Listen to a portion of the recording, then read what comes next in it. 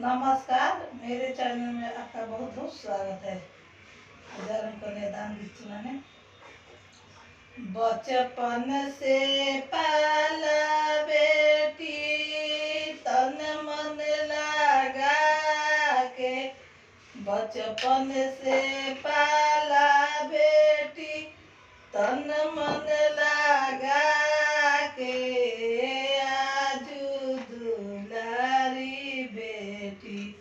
हो गई पराया के, आज दुलारी बेटी हो गई पराया के। अंगना में मम्मी रोज बेटी बेटी को के, अंगना में मम्मी रोज बेटी बेटी को के, दुआरा पापा रोज संपत लुटाए के, आजू दुलारी बेटी हो गई पराया के, आजू दुलारी बेटी हो गई पराया के। बचपन से पाला बेटी तन मन लगा के, आजू दुलारी बेटी हो गई पराया के।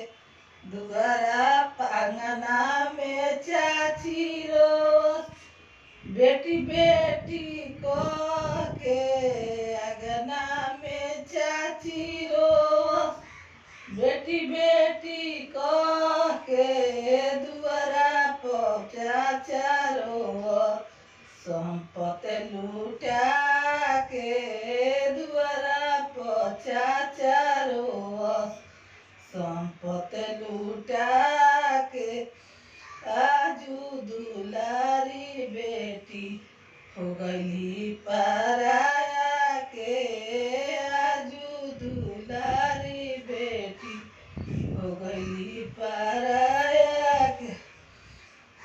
अंगना में भाभी रोज ननद कह के, अंगना में भाभी रोज ननद कह के, दुआरा पर भैया रोज संपत लुटा के, दुआरा पर भैया रोज संपत लुटा के, आजू दुलारी बेटी हो गई पराया के, आजू दुलारी बहिनी हो गई पराया के।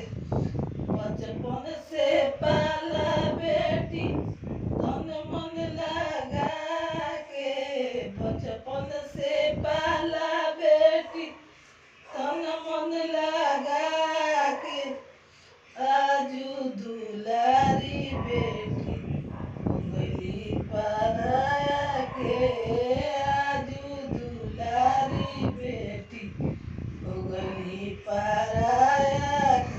वीडियो पसंद है तो वीडियो को लाइक कीजिए, चैनल सब्सक्राइब कीजिए। फिर मिलते हैं।